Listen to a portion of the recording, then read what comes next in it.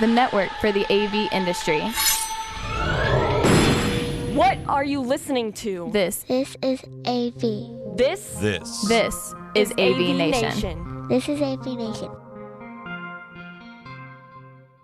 This is AVWeek, episode 117, recorded Friday, November 15th, 2013. The Jersey Internet. Ready. AVWeek. Performing scan. Week. Online. This is AVWeek.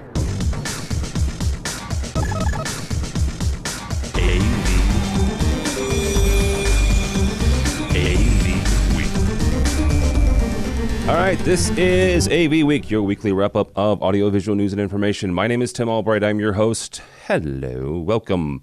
Thanks so much for joining us. This week we have Harry Meade. Harry is the engineering senior design engineer for CCS Presentation Systems. Hello, sir. Hello, sir. How are you today? I am doing well. Also with us is Mike Brandis. Mike is the media specialist at Palm Beach Atlantic University and a fellow technology manager. How are you, sir? Great. It's good to be on today. Also, we have a surprise guest from Chris Netto, where he's rebooting his squirrels as we speak. So we'll see what happens. This week on AV Week, we're going to talk about hard drives and how long they last, possibly HDMI re-railing, and also the fabled iTunes or Apple iTV. But first, Pioneer is coming back to television, specifically coming back as a exclusive producer for Dixon's. Harry, we'll start with you on this one. How excited are you about this? I mean, is this a great thing that Pioneer's getting back in making TVs, or is this just, who cares? Yes, it is. In fact, I kind of had the reaction of Kermit at the beginning of the Muppet Show. Jeez. Nice. They made some of the best TVs. I like them. I have a Pioneer Plasma on my wall from 2004 that still looks good. And yes, get back in, make some modern stuff. Yay! Yay! Hey! I have Animal behind me, so I'm like, ugh. Mike, how good of a deal is this? The fact that Pioneer's getting back, or is it you think maybe they're just getting back as this private label, white label manufacturing, and that they may not be getting back full swing? Well, whatever the Harry, I've got a pint in my living room right now that's still one of the best pictures I've ever seen. 8 years later, really thrilled that they make the plays again. They're high end, and they last. Hopefully, their new displays will be the same quality as their old displays. All right, moving on. Speaking of displays, we'll keep talking about TVs here for a second. The Apple iTV, the much rumored Apple iTV, is apparently now not coming out, even though they haven't really ever officially said that it was coming out. It's not officially coming out until 2014. Mike, is this a huge deal for Apple? The fact that, first of all, they haven't ever really officially said this, unless you count the Jobs biography in which he says, quote unquote, "I finally figured it out," as an official, yes, we're working on this. I personally think that was an official, yes, we're working on this. Is this a big deal, the fact that they're pushing this off again till 2014? If it's real, it's absolutely a big deal that they're pushing it off. Apple's not necessarily known as a company that's worried about getting everything right before they come to market. I think the first iPhone and several of their iOS operating systems would prove that. So I don't know what's holding it up, if in fact it's real, but it's Apple, so you never know what's real. I'm still waiting for my, iWatch I was promised 5 years ago. Go buy a Samsung one. Yeah, exactly. Actually, at least they'll get it out and get it to market. Yeah, the best iDevice I've seen this week was the iPatch, which is a competitor to the Google Glass, and it's just a guy with an iPhone, strapped across his head. So, Harry, how big of a deal is this? The fact that they're pushing this not as yet announced product until 2014. I don't expect to ever see it. Really? Yes. I don't expect to ever see it because they've already missed Apple's normal window for these things. Normally they come out with they might be one or two little things that kind of have the concept, but then they come out and they blow the concept wide open. Smart TVs exist already. Lots of smart TVs exist already. That's not Apple's thing. They don't come in afterwards and say, "Oh yeah, we've got one too." Well, except for, I mean, technically, the iPod was that, right? The iPod wasn't the first MP3 player, but it was, some would argue, the best for the time, 2001, when it was first announced. So, I mean, it's not like, you know, they've never done this before. I mean, there have been smartphones, but then the iPhone was the smartphone, right? Yes and no. I mean, there was a couple of iPods. See, it's generic. There was a couple of MP3 players, and I even had one. I had a Dell jukebox. Okay, worked great. Okay, was not solid state. It was a hard drive, and it was about laptop hard drive sized. Had a screen on the front, wheel, whole 9 yards. Worked great. Worked for years. But there weren't very many of them around. Apple came in and said, "Ha, we have this. We have the whole ecosystem. We have da da da da da da da da." iPod is born. iPod wins for a while.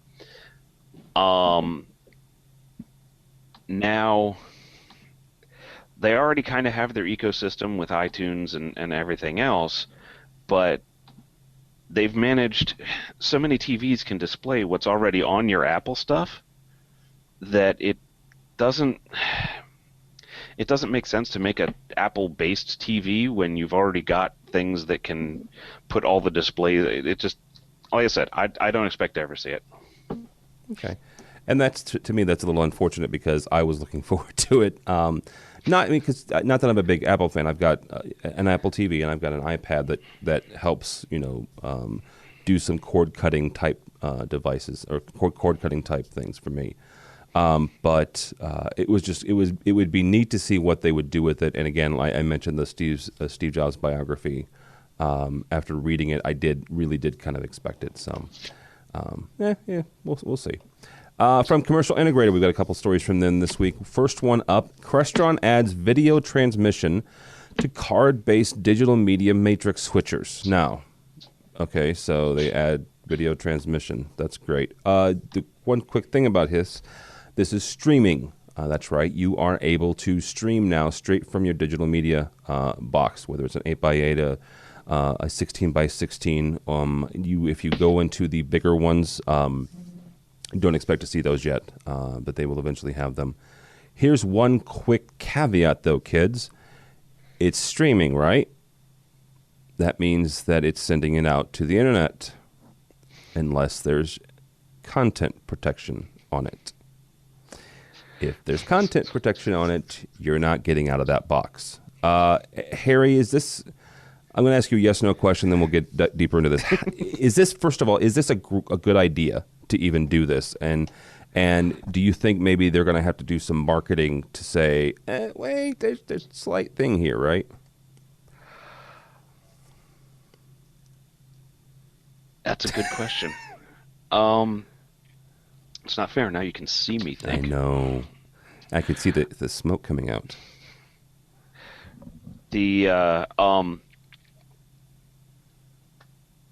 Yes, I think it's a good idea. I have no idea how they're actually going to pull it off correctly, because I have other issues. I'll get into it when we do this discussion.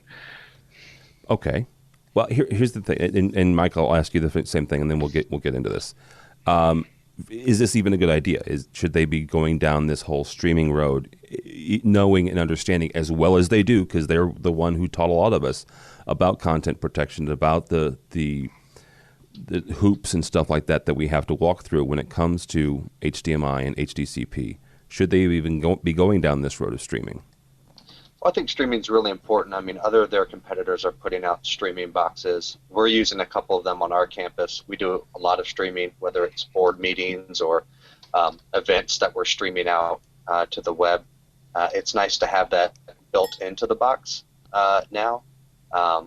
But for those applications, maybe the 30% of our streams that involve HDCP, which never makes anything easier, this is certainly going to be a significant hoop that we're going to have to, figure out how to wedge our way through.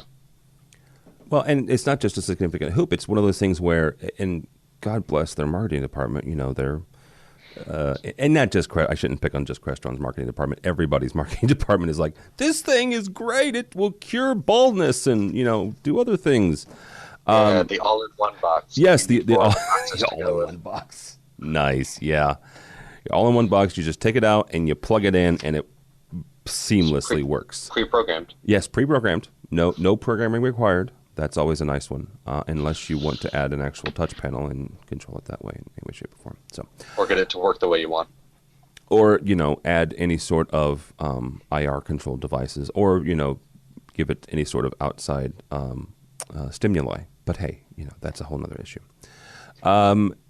Harry, what are the issues with this thing, and besides the HDCP issues? I warn you, I just figured out how to make a banner, so I don't know if that actually showed up correctly on your side. But anyway. It did. It just covering up your mouth. There you go. I've been completely sidetracked.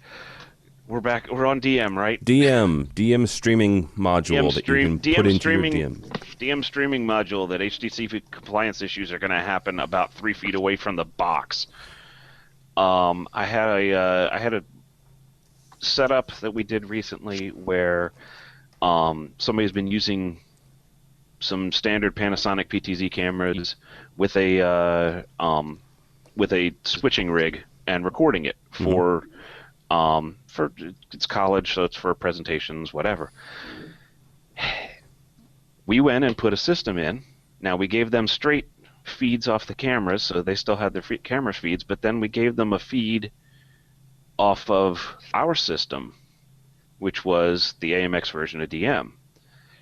Has HDCP. Goes into their older Crestron processor, no HDCP compliance, no content. So now they're having to redo their recording rig in order to actually work with the system that we provided, because it's digital, and digital is a pain. It's not a pain. Digital is nice. It's beautiful. It's wonderful. It's, springtime and sunshine. When it works. When it works. Speaking of when it works, ladies and gentlemen, I present to you the head of the Red Band, folks. If I can get to him, maybe. No. There he is. I don't know. He's on the side, Beth. He's on the side. I see him. I do too. He's kind of doing the shuffle. Yeah. Of needs to put another quarter in the Jersey internet, but I don't know. Man, we'll try to get him on. And I know it's killing him that he can't come back to any any of of this. this. And he's muted too, so that's the other thing. We're trying to get Chris Netto on here. So, all right, we'll move on and try to get. We'll try to figure this thing out here. 5. This is also from Commercial Integrator. 5 Horses Taverns do-it-yourself noise control. The best Boston restaurateur combines some sweat equity as well as some interesting DIY noise control. First of all, Harry, is this even a good idea to do DIY sound abatement? Well, it wasn't entirely DIY, because he did talk to people. Well, yes, I'm sorry. And yes, he actually gathered the information. Good that he recognized that it needed to happen. I just went through yesterday something, just a similar sort of thing, where the architect refused to believe that you had to actually plan for where the audio was going, and otherwise you'd have dead zones, and they were trying to rule out basically everywhere that we could put speakers in this particular room, and it took 2 hours to work out where we were going to put speakers in the room. all because it's like, okay, well, no, you can't put it there because now you've blocked off half of your room from this. And so architects don't think about it. And when they designed his original restaurant, they weren't thinking about it because they've all gone to these all hard surfaces. Well, hard surfaces have nothing to do with acoustics, Harry. It's all about how it looks. This is fun. All right, Mr. Brandeis. Yeah. I am here. You I am are alive. here. I can see that. I am connected. You're moving, connected. That's a nice thing. I keep it moving just so you don't think I dropped off. No, I appreciate that. I do appreciate that. When it comes to doing DIY, and Harry's right, they did talk to himself. You and I are both technology managers for colleges, universities, educational institutions. This is what we do. This is how we live, right? This is how we make our $10 budget last until $1,000, right? So this is nothing new for us. Is it a good idea, though, in the long term, for you, me, anybody, somebody that working in a pub somewhere, to do a DIY install and sound abatement? It sounds very technical to me, I guess is the best way to put it. Yeah, I mean, it's extremely technical, as is a lot of the things that restaurants attempt to do on their own, like hang a projector that never fits on the screen or rack up a couple TVs over the bar that could fall at any given time. But the important thing is they're doing it, which we've all been to restaurants where we wish they had zoned audio and they didn't, and it was terrible. So at least it's a step in the right direction of fixing the problem that restaurant has. That being said, is it a long-term solution? Is it something that's going to last 15, 20 years down the road? Most do-it-yourself solutions really aren't, that far-reaching. So I don't know how long this will last, but it's certainly interesting reading the method and how he went about doing it himself. Yeah, I mean, there's one thing about getting guys that to give you advice and this, that, and the other, but we'll see how it lasts for the long term. From CE Pro, re-railing HDMI signal power. If not for re-railing, most of the HDMI systems installed would be in the toilet, says Jeff Boccaccio. Sure, that'll work. Boccaccio. I apologize if Jeff is listening and I butchered your name. Basically what he says is since HDMI is a serial interface, an HDMI receiver positioned at the input brings in the serial data, deserializes the data, that is, and converts it to standard digital video signal. It's the same type of video we have used over the years for scalers, format converters, and televisions. Basically, he's saying if your component is not designed to reboost the signal, you're doing a disservice to the customer. You're doing a disservice to the designer who's designing it. And it's just not going to work in the system. Mike, is this maybe something that we should have in the HDMI spec? Obviously not this one because it's out already, but maybe in the next one where you've got to have something that passes this signal along at least the same level, or if not above. I think this is a prime example of every spec at HDMI. There's always that last minute thing that you're like, this would be perfect, and it never makes it in. And there's no standardization, but who knows what 2.1 or 3.5 or whatever they name the next one will have in it. Hopefully some sort of standardization. Well, let's hope so. Harry, is this something we should have in the next standard? I think so, because if you want it, right now, if I go over like 9 feet on HDMI, I'm looking at some form of either booster or something to boost the signal up, because it's just otherwise you're going to end up you end up with like $1,000 75-foot HDMI cables, and that sucks, especially when you break an end on one. Well, it also sucks because there's no way to I mean, nobody's going to guarantee that, are they? Is anybody guaranteeing a 1,000-foot HDMI? Not $1,000. Oh, I'm sorry. I thought you said 1,000-foot. No, $1,000 75-foot. Oh, well, that's nice. Is that the diamond or the platinum one? I don't know. It depends on what Crestron's selling this week. Oh, very nice. There we go.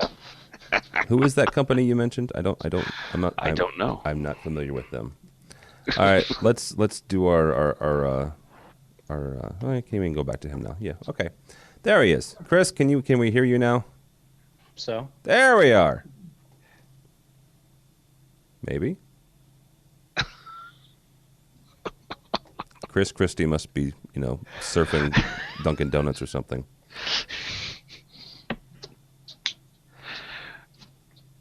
All right. We'll have Chris on next week. Moving on. Good night. From Digital Trends, yay! 4K compatibility, yay! Are you tired of me talking about 4K yet?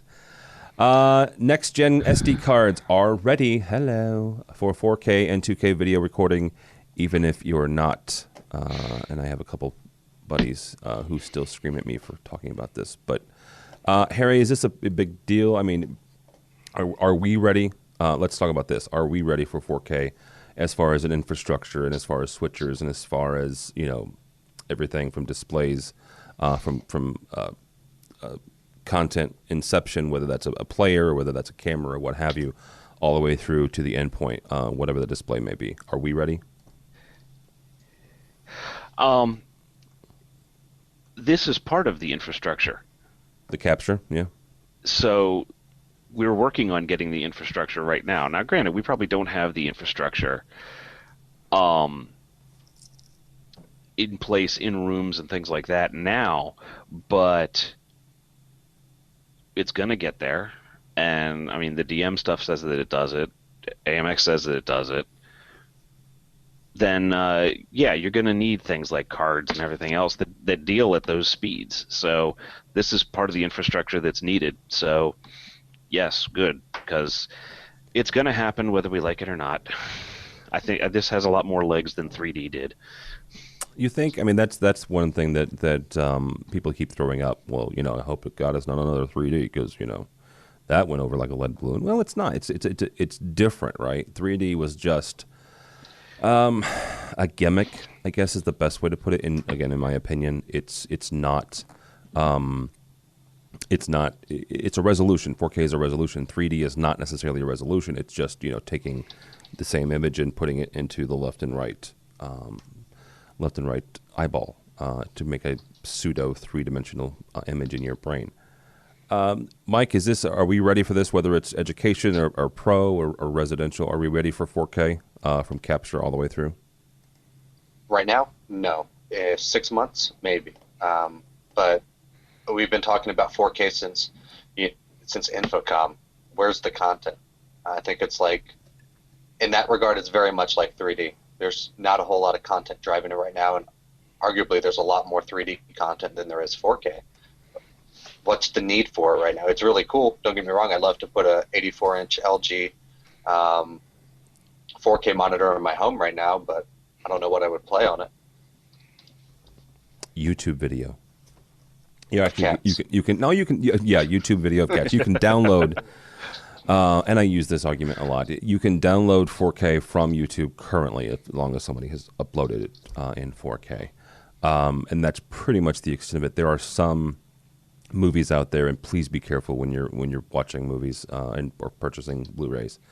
They'll say mastered in 4K or mastered for 4K, but when you look at the fine print, it's really just 1080p. That's pretty much the extent of it. So that means they've got a file somewhere that says 4K, and 5 years down the road, we're going to charge you for this movie all over again so that you can play it on your 5K machine.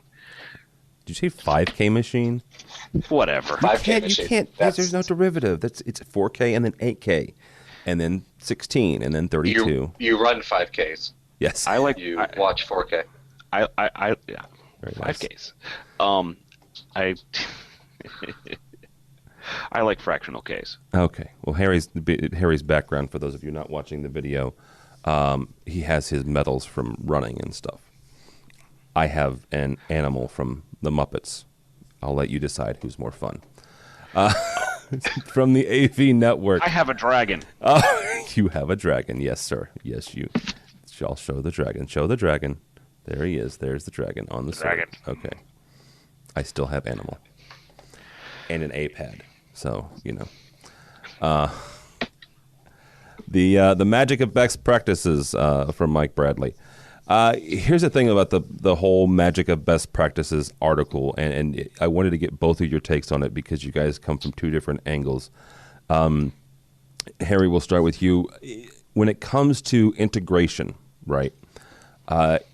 Take me through some of the standard operating procedures from the time you guys get a job straight through to when you finalize it and you have the customer sign off on it. What are some of the things or some of the pitfalls that common integrators will fall into that can be stopped by maybe some of these, we do this and we do this and we do this? I thought this was only an hour show. Okay, very nice. Give me a synopsis. I was going to say, I've been working on best practices here for 6 months. Basically, when you get a job, that assumes that, first of all, the salesman has done his job and sales engineer has done their job in actually engineering it during the quoting stages, okay, and caught most of the things there.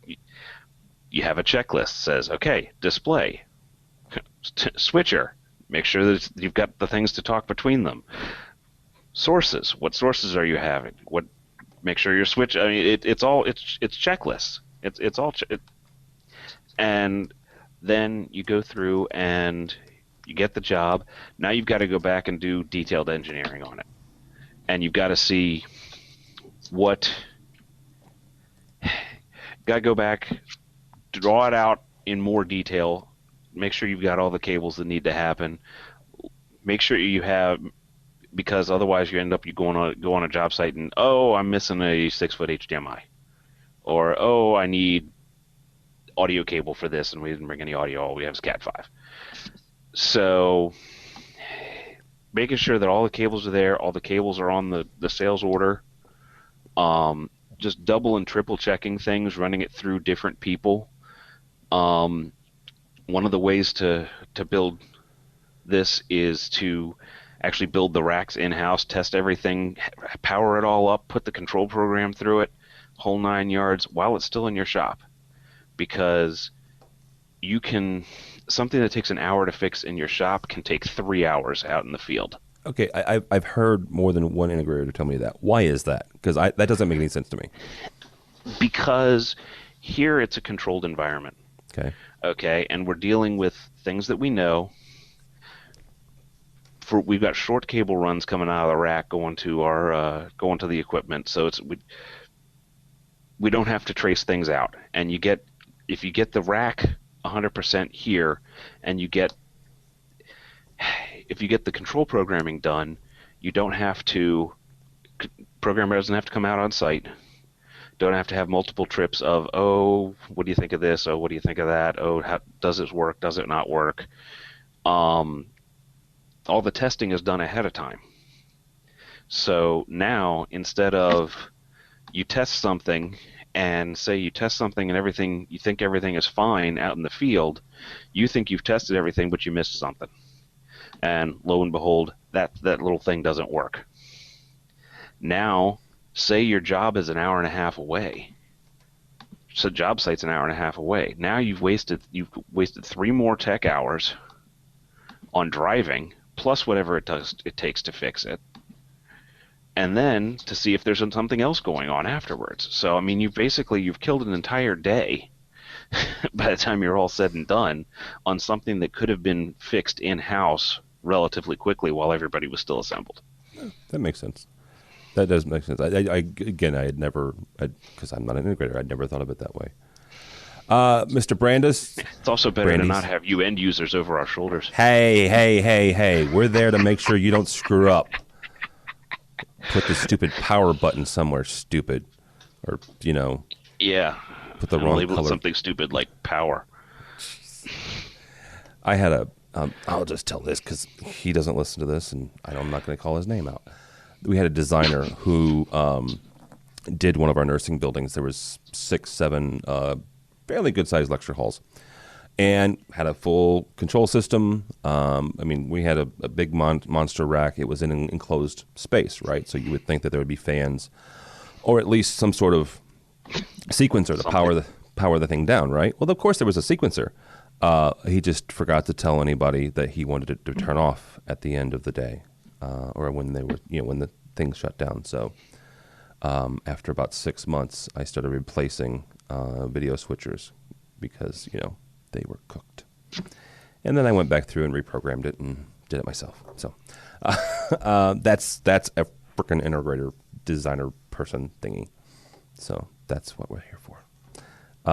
Mike, when it comes to installing and dealing in the environment that we work in, what are some of the best practices that you and I have to deal with besides faculty? I mean, we also have staff, we have student workers and stuff like that. So how do we keep all of that stuff moving and hopefully keep faculty happy?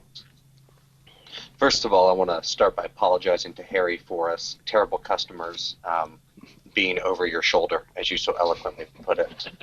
Don't apologize to him. It's what we do. Our bad. We'll be happy to take our business elsewhere. Oh, very nice, very nice, very nice. That being said, it's completely different in education. We don't have the wonderful budgets that some other places, maybe in healthcare, et cetera, have.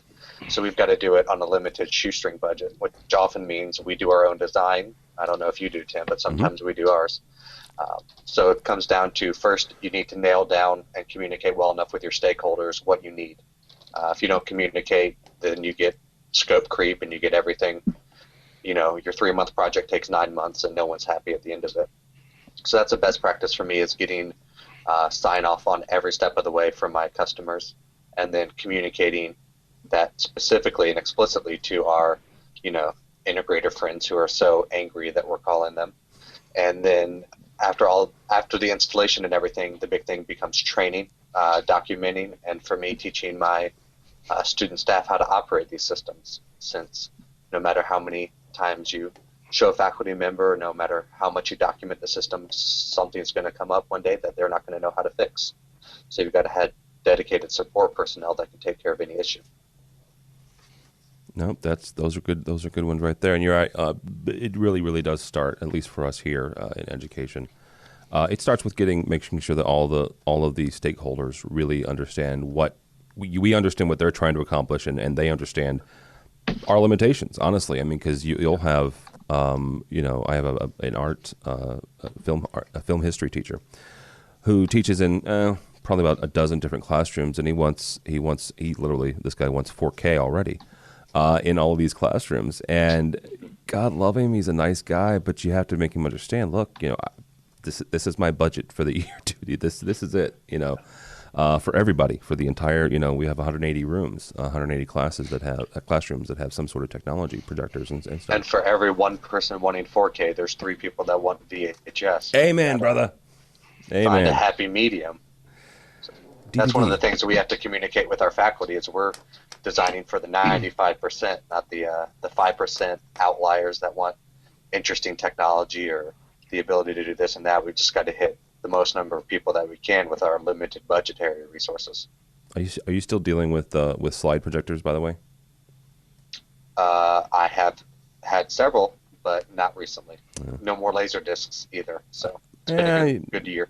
I could deal with the laser discs simply for the quality version. I still have one instructor who still has slides. I still have to repair it from time to time. And the first, I think I've told the story on the air before, but the first time that I had to repair it, he still had the slides in there. This gentleman teaches microbiology, and it was a slide presentation of STDs. And so when I finally got it working, I wasn't hungry for the rest of the day. Let's just put it that way. So, wow, that's some story. Mm-hmm. You're listening to AVWeek. That gentleman right there is Mike Brantis from Palm Beach Atlantic University. That gentleman right there is Harry Meade. Ticking off end users since 1996. Yay! Harry's my favorite CTSD because he has one and I don't. So. Yeah, but you got your DMC ahead of me. I did do that. Although you probably already got yours, don't you? Yeah, I do now. Yeah, you suck. All right. I'm gonna have to get. But you had it first. I'm gonna have to get my. I only got it first because Kevin's my buddy. That's the only reason I passed that class. Teacher's pet. So I shouldn't say that because he sometimes watches this. So he'll probably yank it. He'll DE me. Couple of interesting video stories here. First, from international.com. The cinema. Odeon Cinema presents a giant NEC LED display for the Hunger Games premiere, the second Hunger Games, Catching Fire. It was 107 square meters. Let me say that again, 107 square meters. In a similar story, TDC helps create projection first on the Sydney Opera House and Harbour Bridge. Harry, where are we going when it comes to video as art, I guess, or video as presentation art? I mean, both of these are bigger than life, right? They're bigger than anything.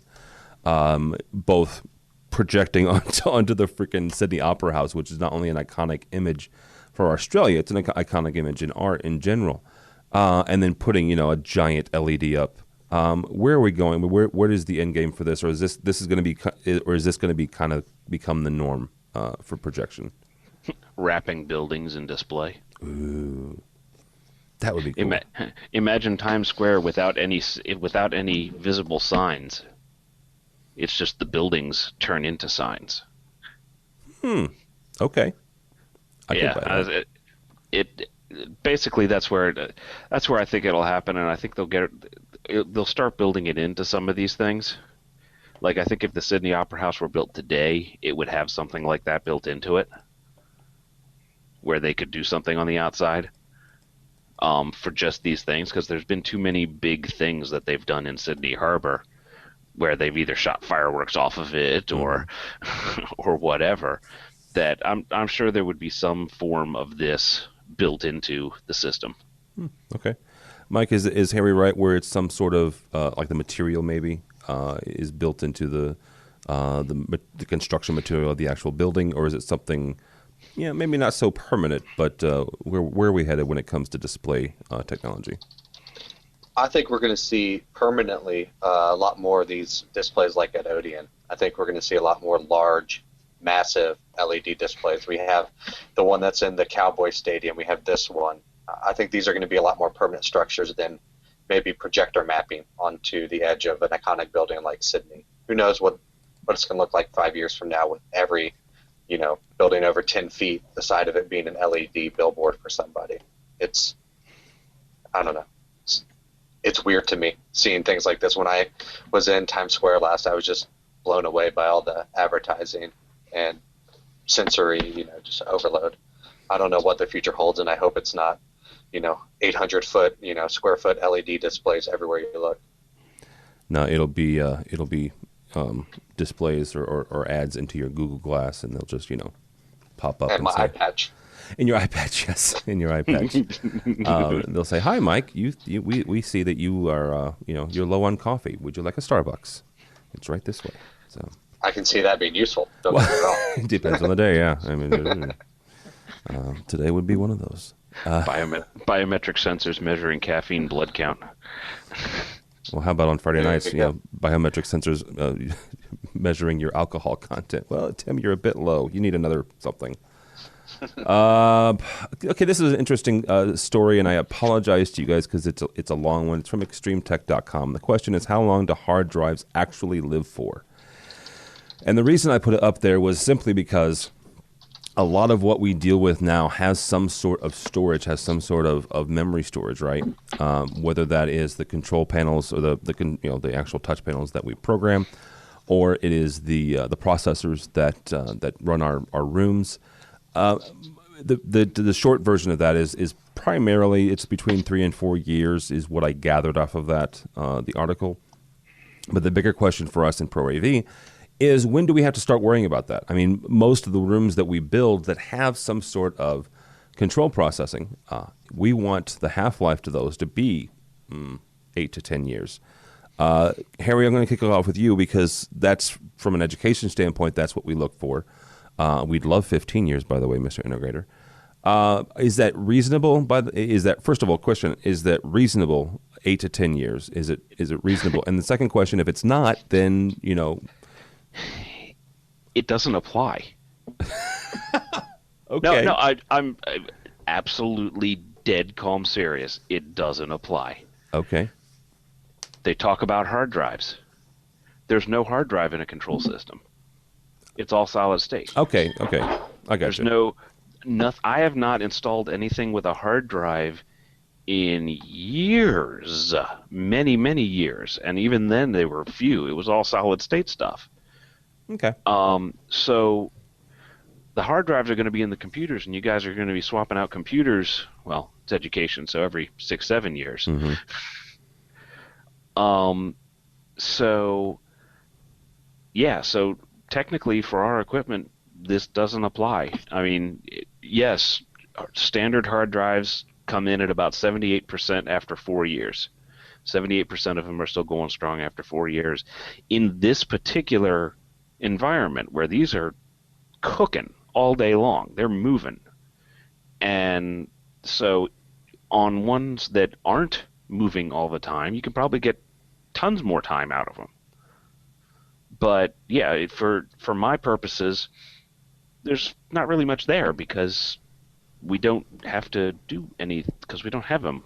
We don't have any hard drives. But, you make a good point. I didn't even put the two together. You're right. Most of our hard drives most of the storage is solid state. So, Mike, do you even want to weigh in on this now that Harry has totally blasted me and told me that I'm silly? Yeah. In education, I'm using hard drives obviously for, all my computers have hard drives. We're even seeing in computer design that we're mostly moving away from, rotating disk hard drives and moving to solid state drives. So that's a huge improvement. But that being said, I'm not sure I agree with the data here. I mean, at least in my end, I've seen drives that typically last significantly longer than 4 years. Of course, then again, depending on who's using it, I've seen hard drives that last less than a year. So it's, as far as AV goes, we're not putting anything specifically audio video design that has a hard drive, a spinning disk hard drive like these, but flash memory. I'd be interested to see how long some flash memory lasts moving forward. Yeah, that would be an interesting article. So, all right, guys, we have one more story. Before we get to that story, yes, I have breaking news. Oh, you're going to steal my thunder, aren't you? Yes, I am, because I was just informed by someone who shall remain nameless that one person on this podcast won Vaddio's weekly drawing a little while ago. And it wasn't me. And it wasn't me. Very nice. Very well. I'm sure all my followers will be thankful that I'm no longer tweeting things about Vaddio. So there you go. Mr. Brandis won his Vaddio. Well, what exactly did you win, though? Because you didn't get. It's not the grand prize. This isn't the grand prize. I'm not sure exactly what the weekly prize is, but I think it's a couple T-shirts and some other things. But a win's a win, and I'll take it right about now. says the Fortigator. Every T-shirt I've ever gotten from them is XL. I am not XL. That's perfect. I am. Yes. Well, I'll send my T-shirts to you. Yeah. Perfect. All right, guys. Well, that last story, unless either of you have any other breaking news, like somebody's going under or something, that's going to do it. Our apologies for not getting Chris Netto on this week. We will try in the next couple of weeks. We'll raise some money and help him pay his internet bill. I don't know, something. Get him a new router. So with us this week has been Mike Brandis. Screw it. Mike's from Palm Beach Atlantic University. Thank you, sir. Thank you. It was a pleasure. Where can people find you or find your writings and hunt you down? I write at MikeBrandisAV.com, and I'm on Twitter at MikeBrandisAV.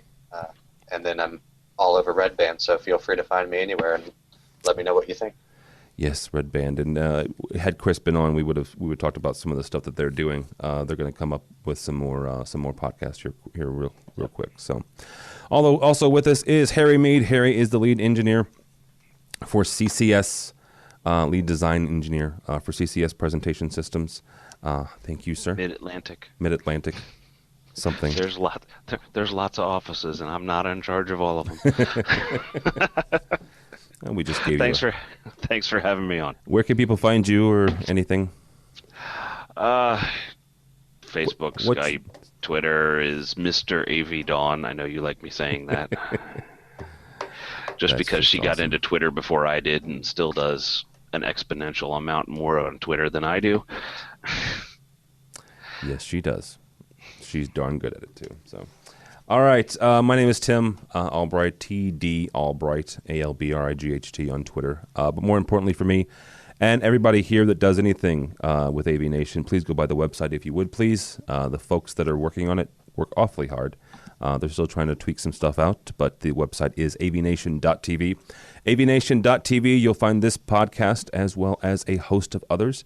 Mike mentioned the education podcast. We have an EdTech show focused on education AV. We have a marketing and social media podcast called AV Social that'll have a new show coming up next week. Social as well as control show, home automation, stuff like that. So go by the website, avnation.tv, avnation.tv. Say thanks so much for listening. It's all the time we have for AV Week.